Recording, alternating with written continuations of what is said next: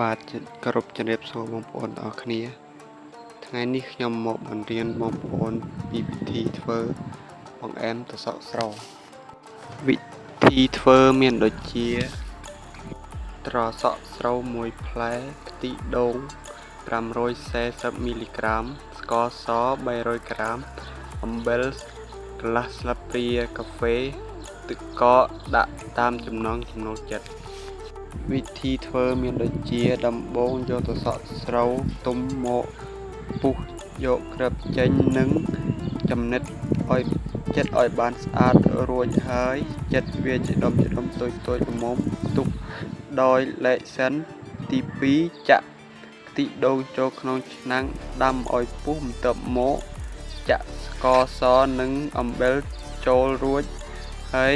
ដាក់វាកកូរទុកឲ្យពុះកូរម្ដងទៀតជាការស្រេចធ្វើទឹកខ្ទិះដូងទី3នៅពេលដែលញ៉ាំក្រិនតែដួស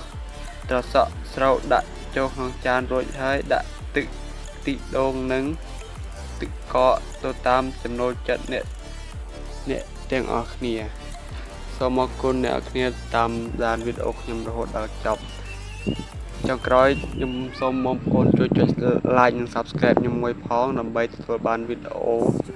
ថ្មីពីខ្ញុំបាទ